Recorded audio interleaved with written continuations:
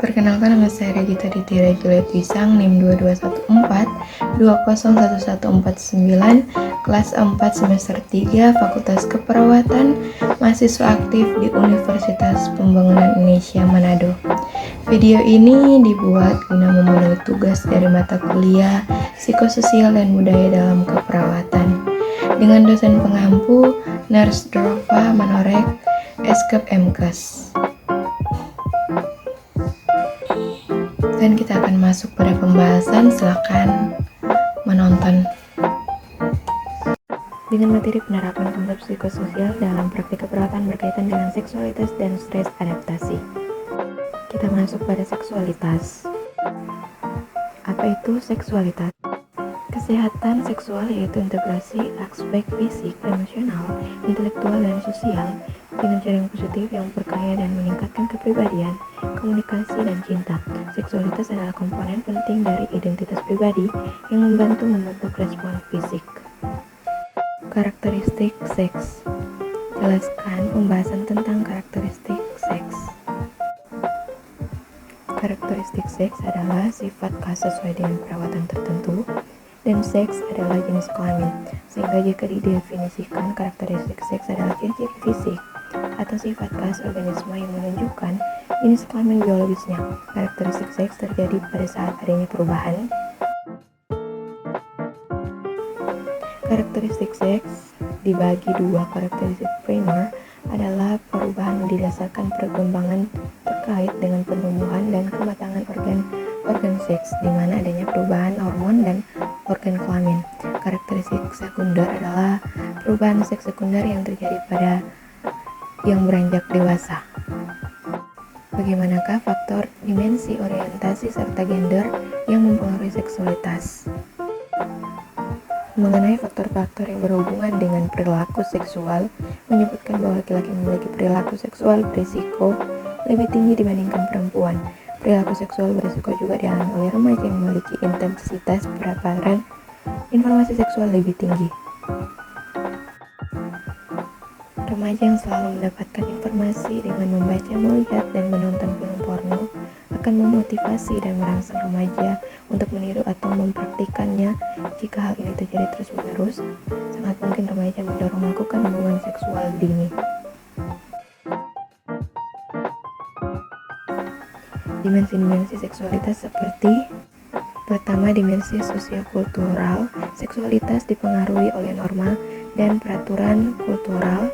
Ini menjadi bagian dari cara berpikir individu dan perilaku seksual, termasuk menemukan pasangan hidupnya.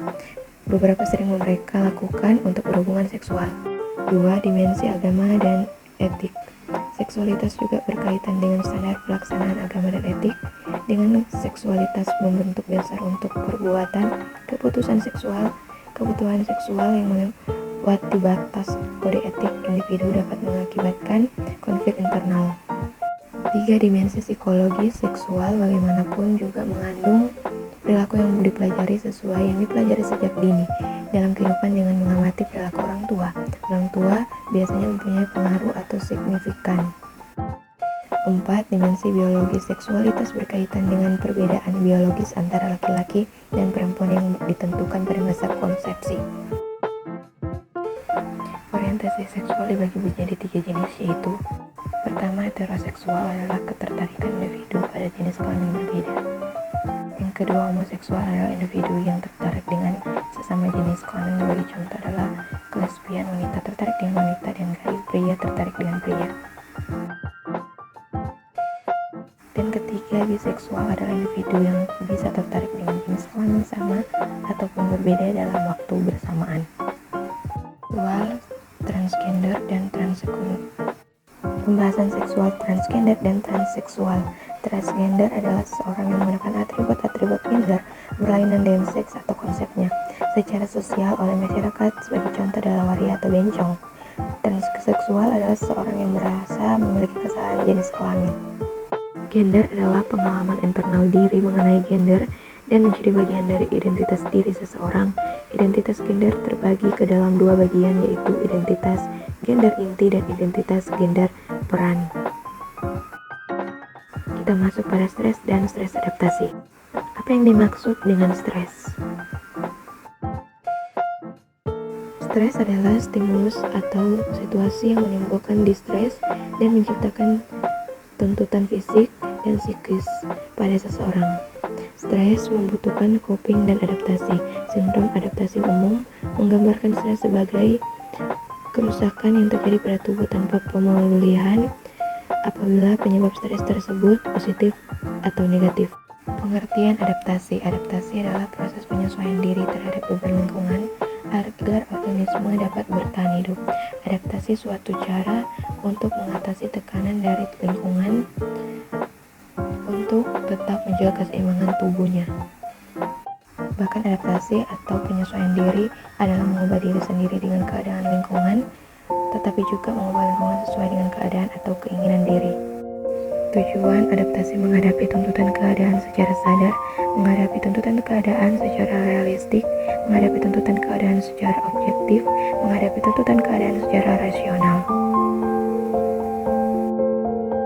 Tahapan dan bentuk gejala dari stres serta dimensi adaptasi. Gangguan stres biasanya timbul secara lamban, tidak jelas kapan mulainya, dan seringkali kita tidak menyadari. Namun meskipun demikian, dari pengamatan praktik psikiater, para ahli mencoba membagi stres tersebut dalam 6 tahapan.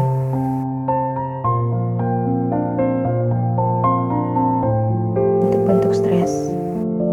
Pertama, stres tidak hanya dipicu sepenuhnya oleh pengalaman negatif, bahkan pengalaman positif juga dapat membawa stres, seperti upacara kelulusan. Namun tipe stres seperti ini dalam dosis kecil sebenarnya baik dalam imun kita. Yang kedua, distres internal adalah tipe stres yang buruk. Distres merupakan tipe stres negatif hasil dari pengamatan situasi yang tidak terduga tidak nyaman. Pada dasarnya, tubuh kita mengalami keinginan rasa aman sehingga apabila rasa tidak terusik, tubuh pun mengalami distres. Tiga, distres terjadi ketika seseorang mengalami distres yang dipicu oleh peristiwa buruk yang terlalu dengan cepat, sementara stres kronis terjadi ketika seseorang harus menahan stres dalam waktu yang lama. Keempat, hipostres. Ternyata hari-hari tanpa kekhawatiran dan tantangan juga dapat memicu tipe stres lainnya, diartikan kebosanan yang ekstrem. Yang kelima, eustress. Eustress membuat tubuh dan pikiran menjadi siap untuk menghadapi banyak tantangan, bahkan bisa tanpa didasari. Tipe stres ini dapat membantu memberikan kekuatan dan menentukan keputusan, contohnya menemukan solusi dalam masalah.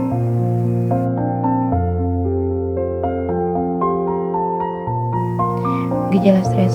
Stres sifatnya universal, yaitu umum, semua orang sama dapat merasakannya, tetapi cara pengungkapannya yang berbeda atau diversity sesuai dengan karakter individu, maka responnya berbeda-beda untuk setiap orang. Seseorang yang mengalami stres dapat mengalami perubahan.